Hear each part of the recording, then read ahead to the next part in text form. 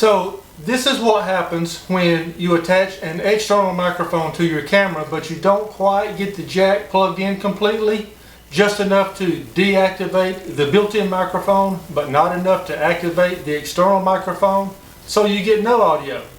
If you could hear me, you would hear me saying that Skip and I are hiking out to the Kiwanis Cabin, and we plan to stay until after nightfall with hopes of getting some photographs of the Milky Way with the cabin in the foreground.